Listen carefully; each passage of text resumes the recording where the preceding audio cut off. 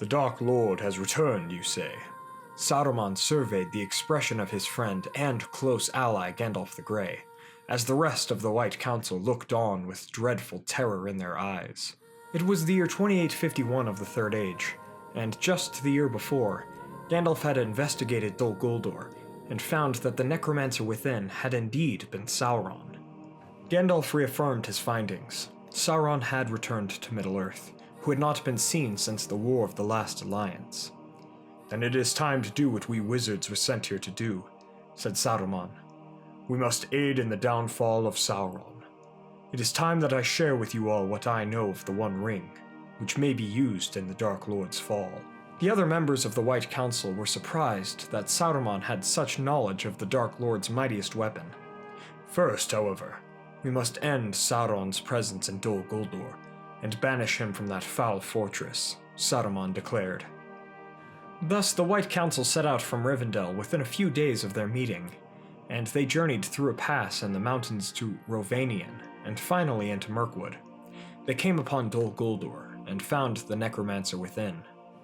With their combined strength, the White Council of elves and wizards expelled Sauron from that place, and the Dark Lord returned to Mordor, rebuilding his strength in that dark land. During their invasion of Dol Guldur, they would also come across Thrain II, father of Thorin Oakenshield, and they would free him from his captivity. Afterwards, they ventured to Isengard to learn all they could from Saruman of the One Ring. In the canon timeline, Saruman knew much about the One Ring, as in the year 2851, when Gandalf had told the Council of Sauron's presence, Saruman argued against invading Dol Guldur, and he had personally begun to seek the One Ring. Here, however, I believe Saruman would have no reason to argue against the invasion of Dol Guldur, and if he had stayed true to wanting the downfall of Sauron, he would still know much about the One Ring and its most recently known location in the world, the Anduin River. With Saruman's knowledge about the One Ring told to the Council, Gandalf, Radagast, Elrond, Galadriel, Círdan, and the other elf lords, likely Celeborn and Glorfindel, would be on the same page concerning the mighty ring of the enemy. Saruman would tell of its timeline from the hand of Sauron, passed to Isildur, and lost in the Anduin, as the White Wizard had known this well in the original timeline during his search for the One Ring. Saruman knew this information because he had likely read from the Scroll of Isildur, as Gandalf did during The Lord of the Rings. From 2851 of the Third Age on, the White Council would look for the ring and a way to destroy it, all because Saruman had stayed loyal to them. In this timeline, Saruman would tell his friends that the One Ring would bear an inscription if put in fire, and that would be the way to confirm if a certain ring was indeed the One Ring. If it was found, it was to be brought to Isengard for safekeeping until a time may be had for the White Council to meet and decide its fate. Until that time came, however, the members of the White Council returned to their homes, pondering all of the recent events. For the greater part of the next century, Gandalf traveled the lands and Saruman tried to find further lore or evidence about the One Ring or its whereabouts. From the mouths of the Anduin south of Pelargir and Gondor, to the eastern walls of the Misty Mountains and even to Dol Guldur itself, the Grey Pilgrim wandered Middle-earth, looking for Isildur's bane. Gandalf would do other things in this time as well, such as going to the Shire for the Old Took's birthdays, keeping watch over Estelle and Rivendell, and of course, preparing for the quest of Erebor. Thrain, who had been freed from Dol Guldur, would find his son Thorin, and together they would plot to retake the Lonely Mountain. Gandalf urged patience, until a time when the dwarves were battle-ready, and a particular hobbit, Bilbo Baggins, was of age to partake in the quest of the Lonely Mountain, for Gandalf foresaw great deeds coming from this hobbit. Just like in the original timeline, in 2941 of the Third Age, the company of Thorin Oakenshield would depart for the Lonely Mountain. However, as Thrain was still alive, he took part in this journey as well. At large, the story of the hobbit would remain the same, except Gandalf would have stayed with the company throughout the journey, as Dol Guldur had already been raided, and the Battle of the Five Armies would commence, as Sauron had organized the orcs from the newly rebuilt Barad-dûr in Mordor, and Gandalf could not stop the wrath of Thorin at the theft of the Arkenstone by Bilbo. Throughout the journey, Gandalf would notice that Bilbo had found a ring in the goblin tunnels beneath Goblin Town, but he would wait until the end of the adventure before seeing if it was the One Ring. After the battle was won, Thrain, Thorin, Fili, and Kili were laid to rest, and Dane Ironfoot was crowned king, Gandalf confronted Bilbo about his ring and how he got it. Under the wizard's interrogation, Bilbo would tell him of Gollum in the caves beneath the Misty Mountains, and their game of riddles. Gandalf would command Bilbo to throw the ring that turned the Hobbit invisible into a fire pit in Erebor. The Hobbit refused this, and he could not be persuaded. Gandalf remarked the power that this ring already had upon Bilbo. In one quick motion, Gandalf took the ring and tossed it into the fire. Bilbo cried out, but it was too late. The two watched as the ring was engulfed in flame. But it sat in the flame, imperishable and unchanging. After a time, Gandalf grabbed the ring with tongs, and he examined it. There was nothing at first. No blemishing, no scorch marks. Gandalf sighed in both relief and disappointment. Then, the markings appeared on it. They were Tengwar runes atop a fiery golden surface. Gandalf turned to Bilbo and said, "I'm afraid your adventure is not quite through, and if you are willing to go further with me, we might avenge Thorin Openshield and save this world from peril." Bilbo thought about this request.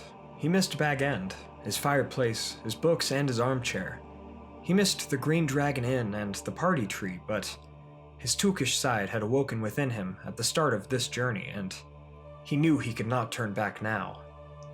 Thus the Hobbit and Wizard departed Erebor, riding hard and fast to the Ring of Isengard. After almost a week of riding, the two finally arrived.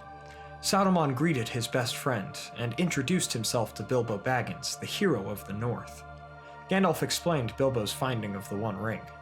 As the tale was told, the White Wizard glanced at Bilbo first in admiration, then in wonder, before growing a neutral and even slightly jealous face.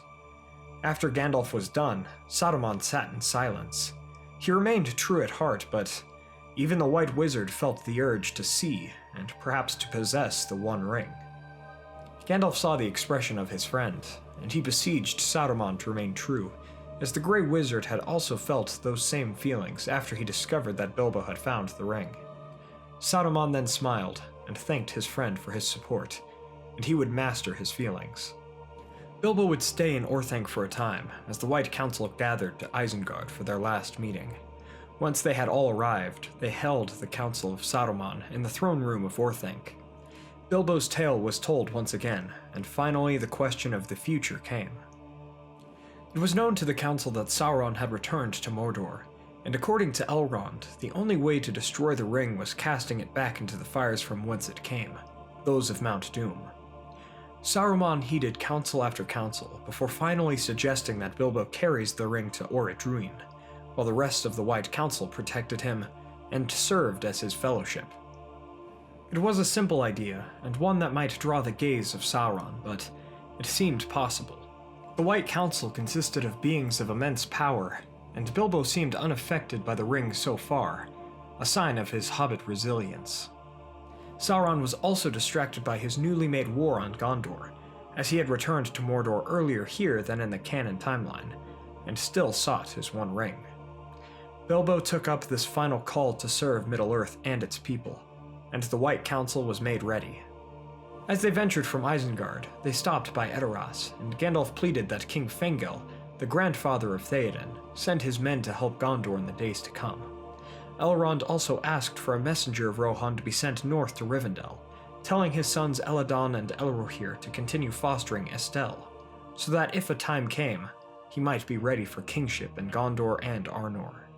Then the Fellowship of the Ring, or the White Council and Bilbo continued forward to Mordor during the late part of 3941 and the early months of 3942 of the Third Age. As they journeyed, Gandalf told his friends that he noticed the presence of Gollum, who appeared to have been following them since they left Isengard. Gollum appeared to be tracking Bilbo and his ring. Gandalf advised to ignore him until such a time when he became a threat. The Fellowship took the pass of Cirith Ungol to stay hidden, and their power warded off Shelob from even approaching them.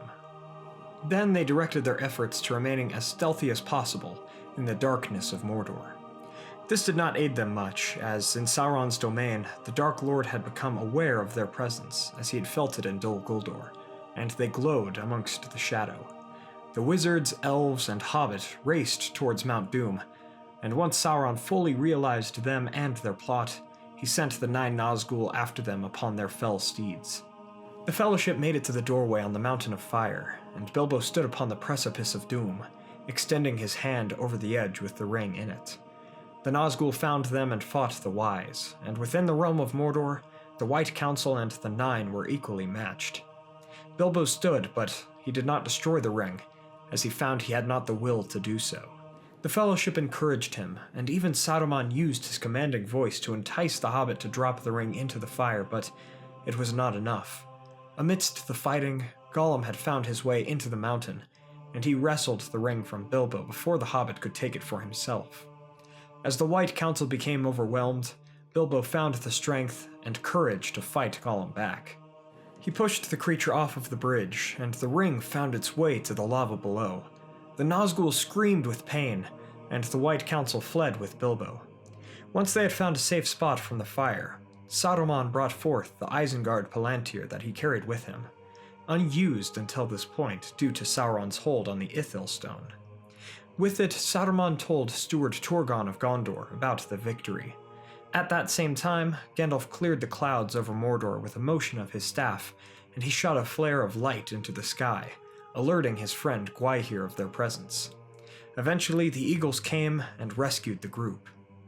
Middle-earth was saved, and it had happened much earlier than in the original timeline, for Saruman's aid provided much speed to the Free Peoples. There would be no scouring of the Shire, and Arnor and Gondor would await the maturing of Estel into Aragorn, and he would become king. In this timeline, Arwen and Aragorn would still wed.